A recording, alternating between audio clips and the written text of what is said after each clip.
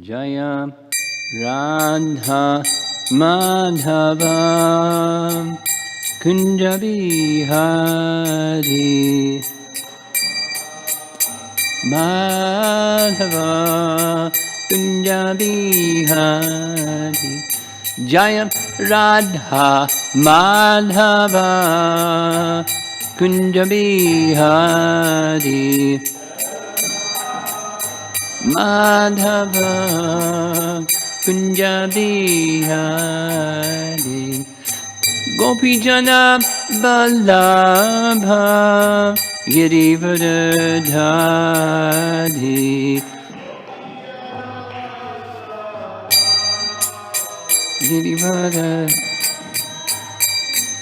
Gopijana Vallabha Girivardhari Girivardhari Jasodanandana Brajajanaranjana Jasodanandana Brajajanaranjana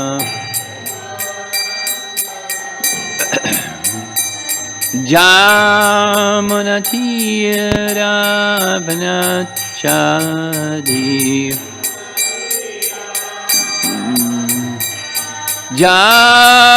Jamunatira Vanachari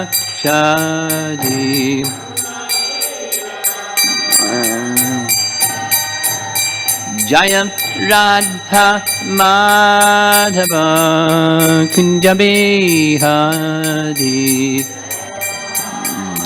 Madhava Kunja Bihari Jaya Radha Madhava Kunja Bihari Madhava Kunja Bihari Gopijana Vallabha Girivardhari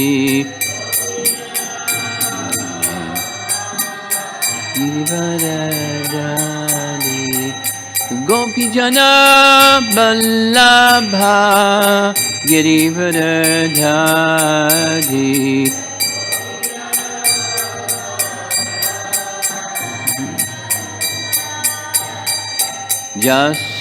Jasodanandana Brajajanaranjana Jasodanandana Brajajanaranjana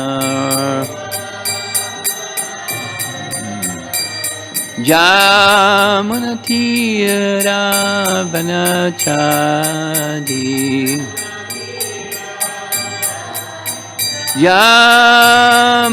Yamunatira Vanachari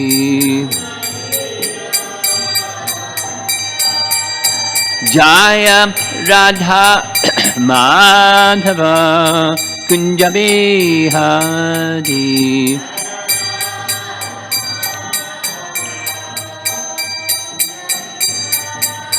Jaya Radha Madhava Kunja Bihari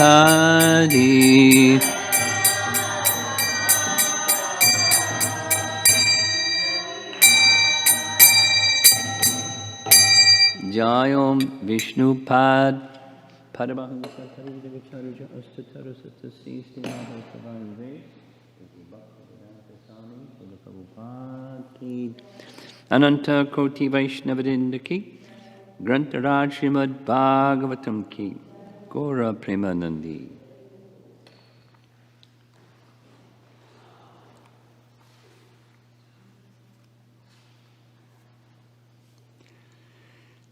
Om Namo Bhagavate Vasudevaya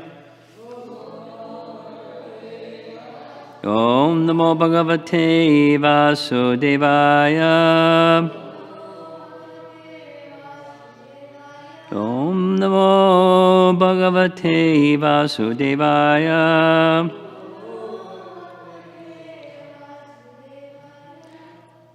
Text 18, Canto 10, Chapter 25. Tasman matsharanam goshtam mannatam mad parigraham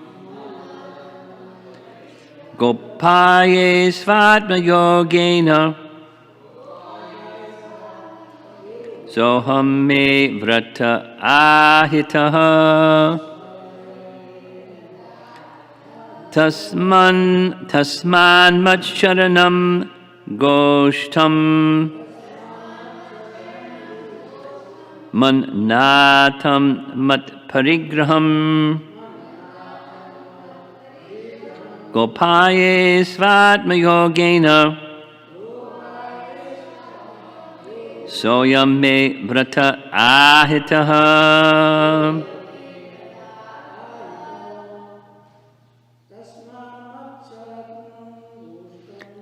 tasman matsharanam goshtam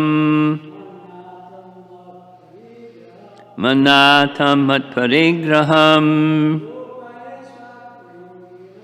gopaye svatma yogena soyam me vrata ahitaha.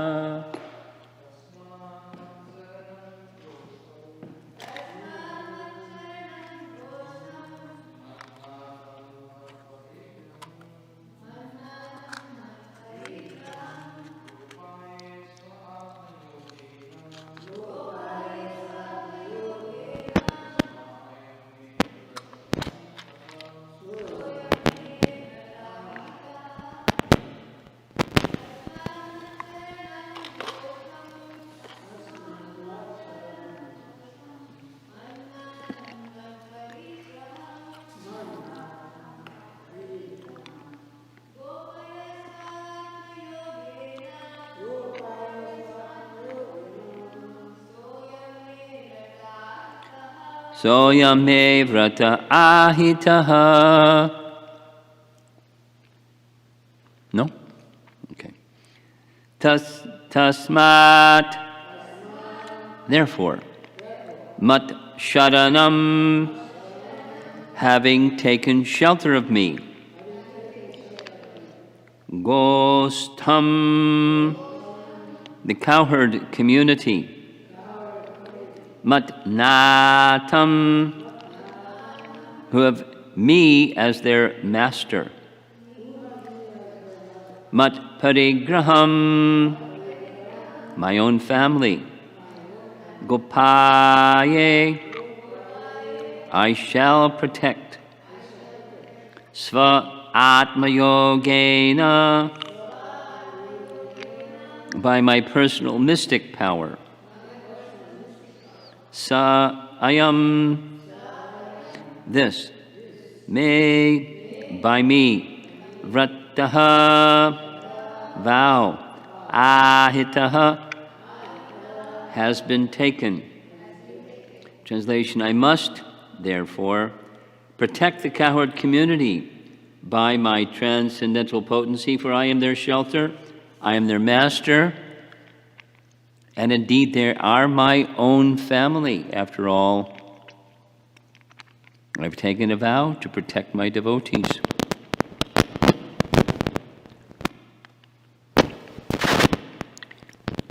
Purport. The word mat charanam indicates not only that Lord Krishna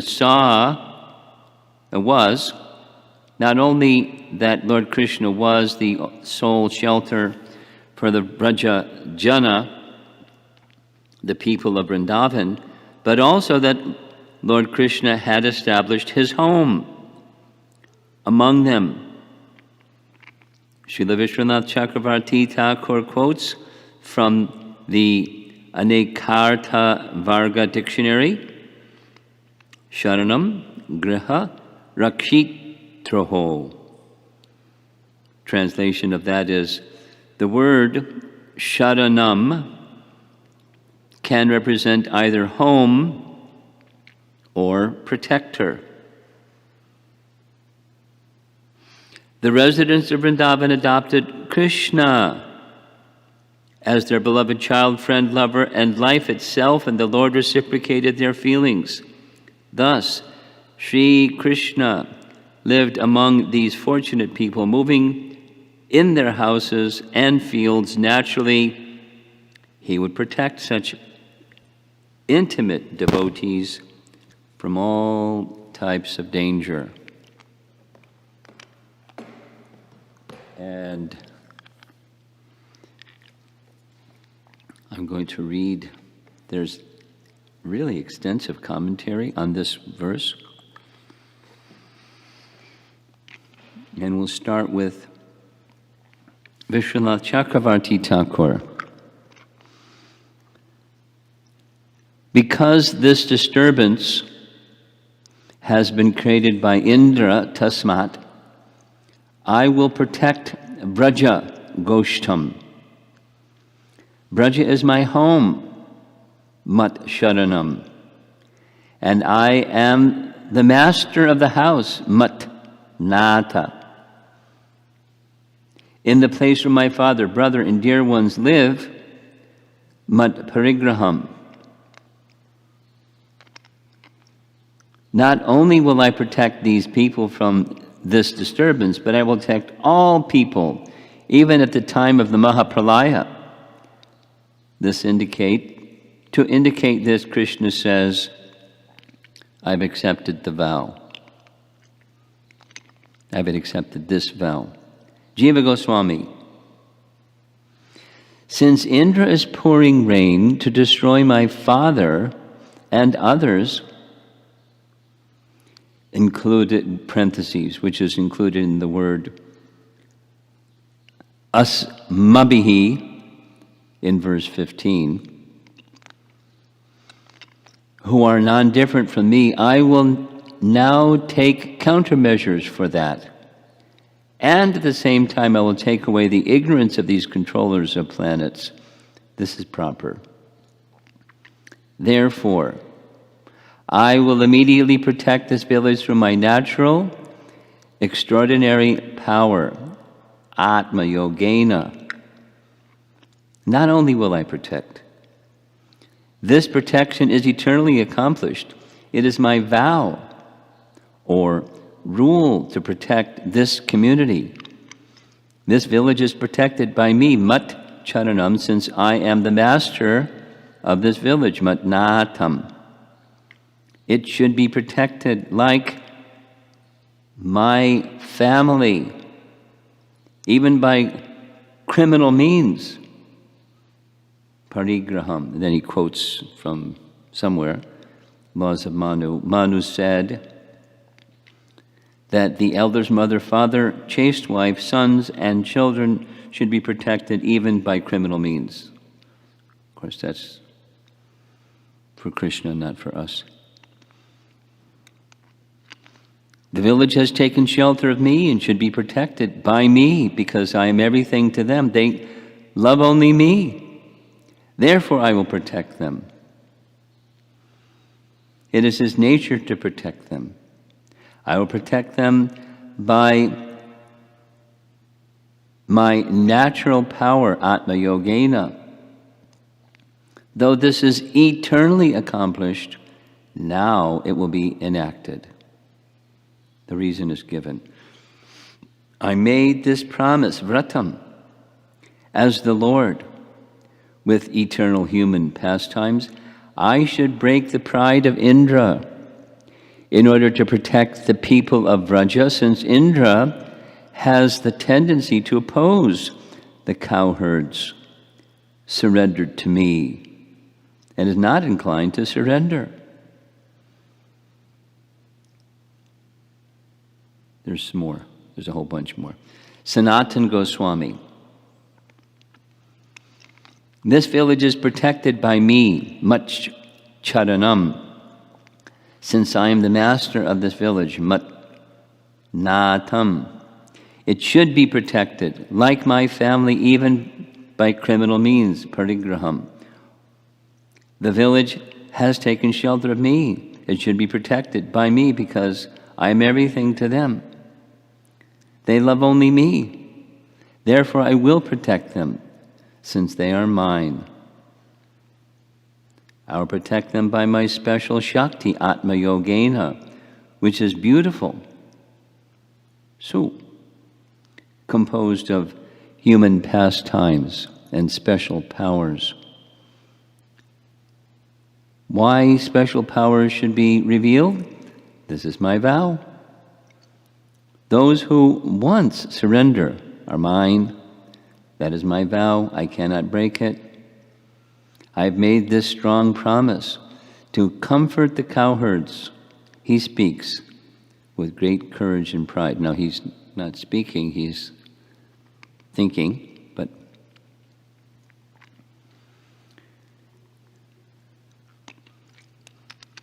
there's about 15 to 20, I didn't count them, additional references on this verse. I'm just going to read two more, but it's an important verse. It's found in Baladev Vidyabhusan's commentary on Vishnu Sahasranam. It's found in Jiva Goswami's multiple writings, Gopal Champu and Rupa Goswami's Bhakti Rasamrita Sindhu, and a whole host of other places. Jiva Goswami's 10th canto commentary, it's there about 10 times.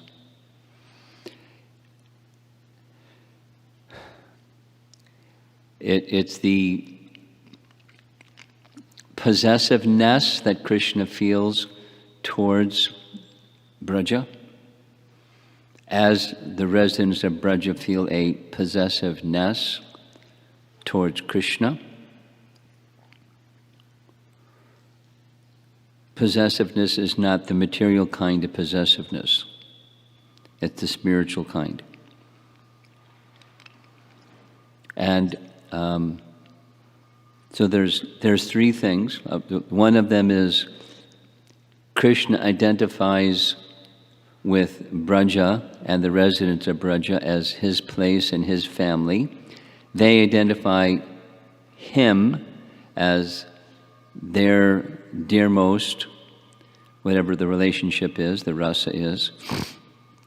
So it's his family, it's his place, and he feels dependent upon them as they are dependent upon him exclusively. So we'll hear. This more from Vishwanath. Krishna said, quote, I will protect the cowherd community, Goshtam, from this disturbance created by Indra, because Braja is my home. Mat Charanam means Mat Sharanam. And I am the master, Mat Nata, of this house. Krishna said, Braja is the place where my father, brother, and dear ones, Mat Parigraham, live. Not only will I protect these people from this disturbance, but I will protect all people, even at the time of Mahapralaya, the annihilation of the universe. To indicate this, Krishna says, I've taken the vow. Me vrata ahitaha. And here's a reference from Jiva Goswami. One of his books, one of his many books, is an explanation of grammar. Some of you may know Harinamritam Vyakarana. Harinamrita Vyakarana. It's a text that teaches Sanskrit using Krishna's names.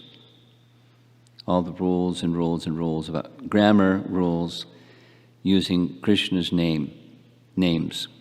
So specific to Amrita, which is an explanation of Narayana, he writes, the word Nara, human, means, here the word Nara, human, means a Brajavasi, or a resident of Vrindavan. And the whole community of Brajavasis is called Nara. The Vigraha, or separation of the constituent words, this is grammar rules. The word Narayana here means Sri Krishna, the Supreme Personality of Godhead, who appears in a human-like form. Paragraph. This understanding is backed up by the Bhagavatam verse which we just are studying, 10:25-18, where Krishna himself states that the Brajavasis are his shelter, his protectors, and his family. In this verse, the word Goshtam implies the Goshta Vasis, and Goshta Vasis means Brajavasis, because the word Goshta is a synonym of the word Braja. Krishna says that the Brajavasis are his shelter because he is being controlled by their love. He is unable to even bathe, drink, eat, sleep, or enjoy without them. Thus, in the Adi Purana, Krishna tells Arjuna, different one than what we're used to hearing from Adi Purana, quote, there's a Sanskrit, "The gopis are my assistants, my gurus, my disciples, my maidservants, my relatives, and my consorts. Oh, son of Pritha, I tell you the truth. What aren't the gopis for me?" That's in his grammar text. And then another, whatever it is, 20 plus references. Many of them are making the point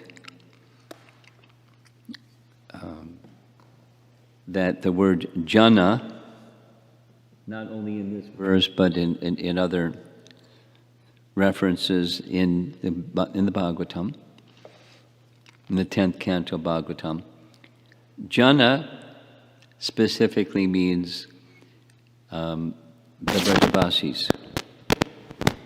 Jana, in other contexts, just means people.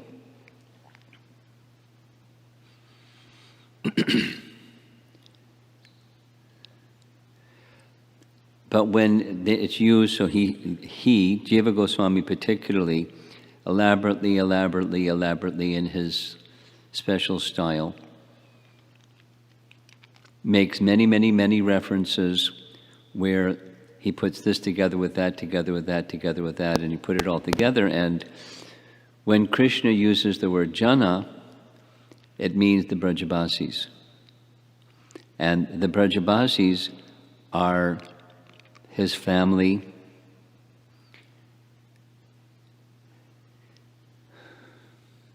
his home. He's the Lord, and then we just heard from his grammar text, he's controlled by them. He's controlled by them because of their love. So just a comment on those many references. There's scriptural foundation. One of the things that Jiva Goswami is doing in his writings is he's establishing the scriptural foundation for the mood and the teachings of Chaitanya Mahaprabhu.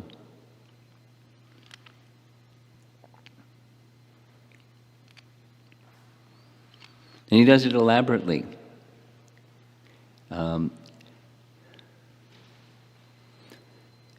Just a little background on Jiva Goswami's writings. He received his understandings from Rupa Goswami.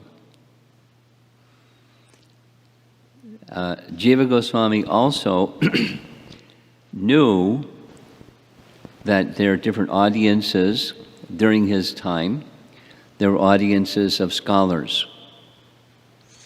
And those that know a little bit about scholarship, it's the scholarship program, tendency to look at something and pick it apart, like criticize it, not positively, but negatively, and say, garbage, and, not necessarily saying, here's something better, just saying garbage. That's what scholars tend to do. Apparently they had such tendency during his time as well. And so he knew that they would try to pick apart everything that he had to say. Therefore, knowing them and knowing their arguments, just a little history, before he went to Vrindavan, he was instructed by Lord Nityananda, because he went to visit the place where Lord Chaitanya conducted his childhood's pastimes, because he had never been there, had never met Lord Chaitanya other than perhaps once. So he went to Mayapur. Lord Nityananda greeted him and took him on a tour of Mayapur or Navadvip. Navadvip Parikrama is based upon that tour of Lord Nityananda given to Jiva Goswami, showing him the places and explaining the pastimes of Lord Chaitanya in those places, and then granted Jiva Goswami residence in Vrindavan, very similar to what Lord Nityananda did with Krishnadas Kaviraj, granted him residence in Vrindavan, so both went. They were contemporaries, living in Vrindavan. But before going to Vrindavan, Lord Nityananda instructed Jiva Goswami to go to Benares and take shelter of Madhusudana Vachaspati, who was a devotee of Lord Chaitanya, and had a high reputation for understanding all the other non-Vaishnav renderings of the Vedas. There's outstanding, there's 6 historically, 6 called Saddarshan, 6 interpretations that are atheistic interpretations of Vedanta Sutra. So Madhusudana Vachaspati, being a devotee of Lord Chaitanya, he knew them, and he taught Jiva Goswami what they say in detail. This one says this, and that one says that, and so forth, in detail. And here's the proper reply according to the teachings of Lord Chaitanya. So he had that background even before he went to Vrindavan. And he wasn't just an ordinary young man. He was an extraordinary young man, so he understood everything that he was taught. And then he went to Vrindavan. And when he went to Vrindavan, he was thoroughly instructed by Rupa Goswami in the deeper and deeper and deepest teachings of Lord Chaitanya in all respects before he began his writing. So when he did his writing, all of that's a little history, when he did his writing was bearing in mind that scholars would look at what he would say and trash it. And therefore, he was very thorough, very systematic, not specifically to have them become Krishna bhaktas, because atheists are not so inclined to become Krishna bhaktas.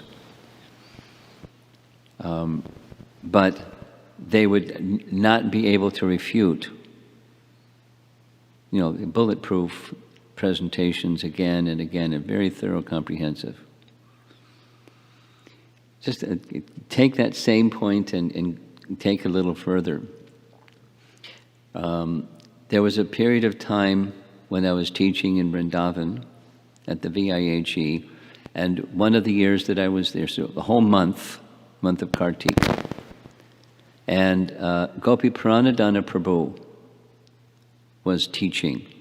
I was teaching, he was teaching, so I sat in on his class, and it was teaching Tattva Sandarbha before it was published by the BBT. He was preparing it, but he was teaching it.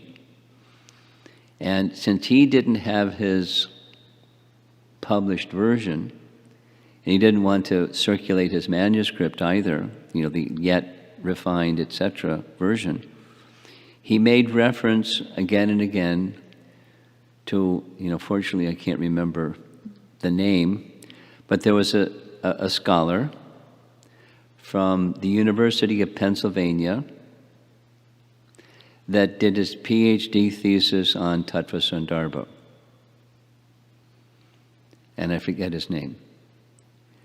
And in this man's book, so later I bought the book, because it wasn't available in Vrindavan, and I came back, and because Gopi Pranadana Prabhu was saying that this man did a very reasonable translation from the Sanskrit of Jiva Goswami's Tattva Sandarbha and Baladev Vidyabhusan's commentary on Tattva Sandarbha. But this man objected specifically to Baladev Vidyabhusan and put that in his book too. And he had the integrity to separate, here's Jiva Goswami, here's Baladev, here's me, and blah, blah, blah, Baladev is garbage, because he's misinterpreted Jiva Goswami's writings. So, and then when he finished his PhD thesis, he moved to Sringeri Math and became a Mayavadi sannyasi. So it's possible, and this is one reasonably contemporary case, where somebody with academic credential studied Jiva Goswami's writings, Baladev's commentary on his writings, and became a Mayavadi. He had just had like a bee in his bonnet. He had a fundamental disliking for Krishna and Krishna Bhakti, and he studied it. But he was, he had another orientation. So Jiva Goswami knew that such people would read his writings. So he was careful and diligent to present things in such a way. So this verse, this little section that we're reading, there's 5 verses where it's Krishna's contemplating what to do because Indra did what Indra did. And Indra did what Indra did because Krishna did what Krishna did. So he's, challenging Krishna. He's filled with pride. He lost his Krishna consciousness. Got big time covered over. And gosh, if Indra can do that, what about us, huh? So beware of pride. So these verses are important because they're establishing how Krishna regards pride and those that carry pride, and what he will do when such things happen. It's establishing Krishna's affection for Braja and as Lord Chaitanya taught, the unique position of the love of the resident of Vrindavan and Krishna's affection for the resident of Vrindavan. It's reciprocating with their love for him. It's right in this section. It's Lord Chaitanya's unique position of Vrindavan, the love of the resident of Vrindavan for him, and even in particular the residents of the gopis. Now that's Lord Chaitanya's teaching, so what's the scriptural basis for that? Of course there's many, but this section is quoted so many times by Jiva Goswami in particular. I didn't count, I just breezed through 15 to 20 different references just on this verse that we recited this morning, along with a whole other collection of verses referencing to explain again and again the unique position of the residents. Jana means Brajabasis. It's like a refrain over and over. In the 10th canto, people, of course, in context, refers to the Brajabasis and how Krishna has affection for them. And then there's no specific mention in this verse of the Mahapralaya. Mahapralaya means cosmic annihilation. Pralaya means annihilation or devastation. At the end of the day of Brahma, there's a pralaya, partial. And at the end of the life of Brahma, there's total devastation, Mahapralaya. So Krishna gives protection. Now, how does he give protection? Well, living entities that are undeserving or whatever, still inclined to fruitive activities, he withdraws them and places them within the body of Mahavishnu. I mean, all those things are going on by his supervision, Maya Dyakshena.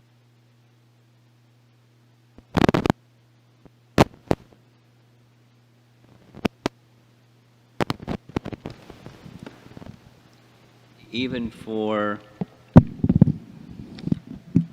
all living entities, what to speak of how he holds himself in regards to the residents of Braja. So he's friendly to all and he's partial to the Brijbasis. He's partial in the sense that they see him as everything, and so he reciprocates with them in that sense. They are his family, they are his home, they are his community. But this is transcendental because the material world is a reflection of the transcendental, and then people will consider, this is my home, this is my family, and these are my people.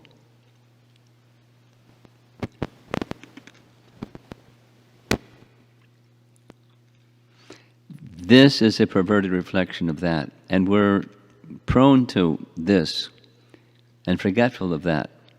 So hearing these transcendental messages, especially very wonderfully described by our acharyas, it helps us to restore our proper regard for Krishna.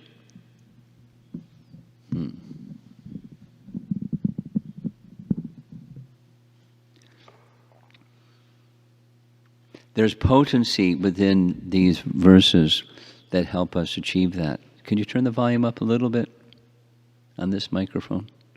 Just a little. Thank you.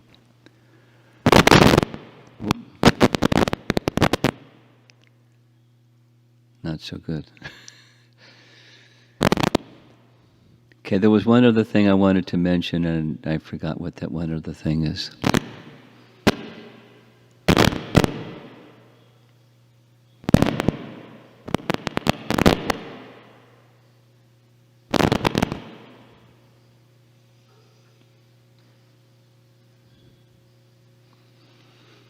Okay, totally distracted. Any discussion? Comments? Krunanidhi, you have something? Do we have another microphone for Krunanidhi? You don't have a battery? You can't speak loud. I mean, I'll repeat your question so that people can hear online. Very nice point. You heard that those who love Krishna more, I will say they deserve like I protect them. Since my devotee loves more, I protect them. Yeah.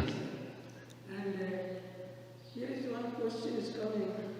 This protection from Krishna. Protection from Krishna. That again, Srila Prabhupada is putting one verse in Srimad Bhagavatam 10.1 and 48. 3.148. 10.1.48. 10.148. So that was, I think, Bhanushani quoted it recently. So he stated, Mrityur buddhimata payo yavat buddhi balodayo yaddi aso na nivartate na parado sti dehinam. Translation: as long as he has intelligence and bodily strength, an intelligent person must try to avoid death. This is the duty of every embodied person. But if death cannot be avoided in spite of one's endeavor, a person facing death commits no offense. So, my question is, because Krishna is giving protection. Because Krishna is giving protection. So, you also stated that on the last portion of his lecture, you mentioned that he quoted somewhere, I forgot, that means only the fruitive workers, they go into body of Mahavishnu. You just Well, that's not the only way he protects the non-devotee, but that's anybody at the time of Mahapralaya, he gives that protection. my question is, so all this discussion, can we not take any precaution to avoid death, just like our present situation, pandemic or like COVID-19? So, should we not take any precautions? And if we You're looking for a precaution to what? To not enter into the body of Mahavishnu at the time of cosmic annihilation? for the disease now is spreading, For the demons? for the disease, For this disease that's now spreading? so should we take protection or precaution, or we just fully prepare? Of course we take precaution. Of course we take precaution. Of course we take precaution. And same time, That's part of our service to Krishna, isn't it? and same time, in the Bhagavatam, there is a nice verse about Saranagati, Nakisati iti Vishwasa. Then if we devotee will think, oh, whatever Krishna, I have dedicated, whatever Krishna will take care. I have that kind of harm there. So I will justify that thing. You're quite a philosopher, and I can't understand everything you're saying.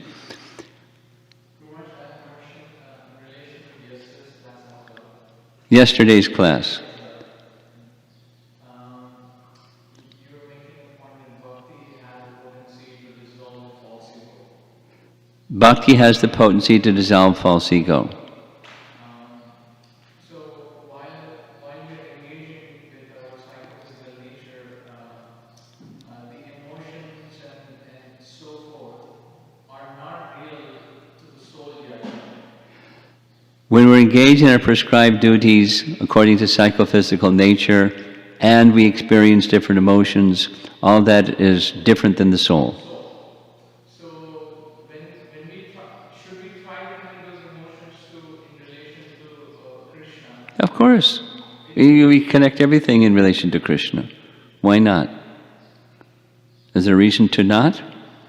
No, so there may be one of the ways to connect is recognize that's his potency.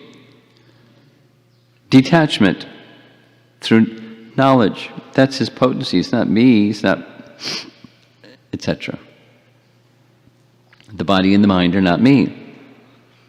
It's Krishna's property and should be directed under, proper way to be of service to Krishna. And some things we just, like say food, some things we just leave it to the side. Because it's not offerable to Krishna, it's not something that's, but it's from Krishna, but it's for other people. For other living entities that have different modes of nature. And so, we don't artificially reject and we don't artificially identify with the body and the mind. We strive to connect everything to Krishna as is appropriate. Some things are not appropriate, so we leave them to the side.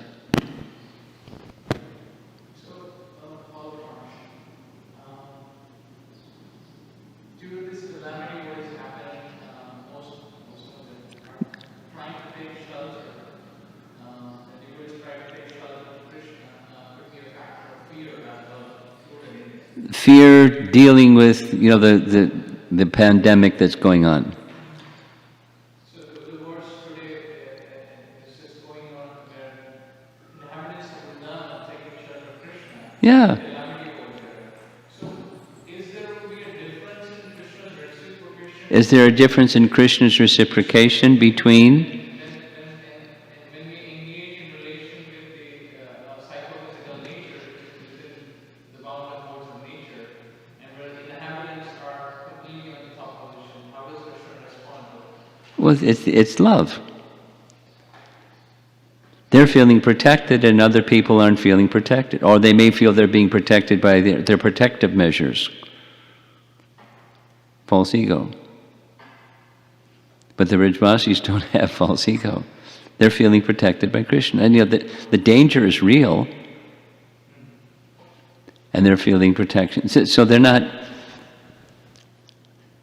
dancing around. They're feeling some negative emotion about the situation. And they're taking full shelter of Krishna.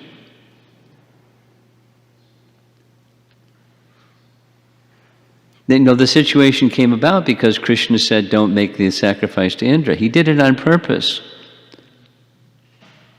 to perform a pastime and to curb the pride of Indra, knowing what Indra would do. And sure enough, Indra did what he knew Indra would do. And he wanted an opportunity to reciprocate with his devotees in the way that he decided. And they had some negative emotions about the circumstance, and they took shelter of Krishna.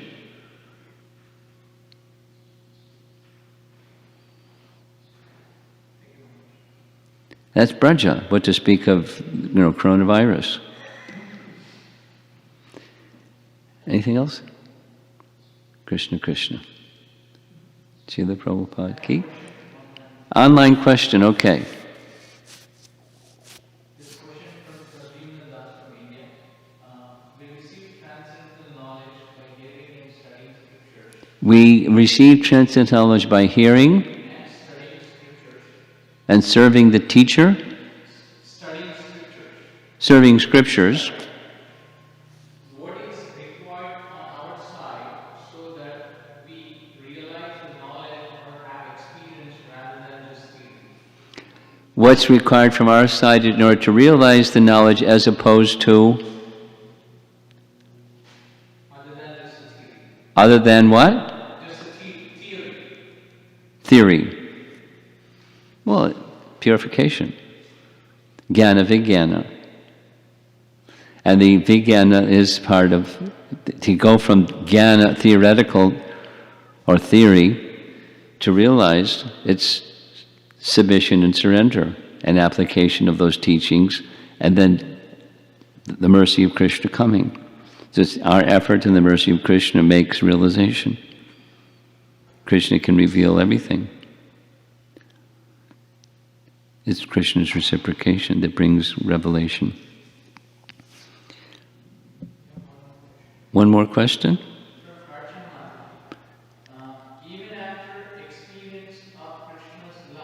even after experience of Krishna's love, how and why does one maintain material attraction? how is it possible after experiencing Krishna's love and protection to maintain material attraction? That's the question. According to what Dhruva Maharaj says in his prayers, he uses the word ungrateful. Only a person who's ungrateful, or Prahlad is only one who's a fool. It's, it's not in opposition to one another, but specifically one who's not grateful. We're getting like a child, receiving, and not feeling gratitude, and then just you're covered. Realization doesn't come. It's so that's the sense of protection, well-being, contentment, safety. All of that doesn't happen. It's I want. It's all about me. That's the lesson. Okay. Srila Prabhupada ki jai.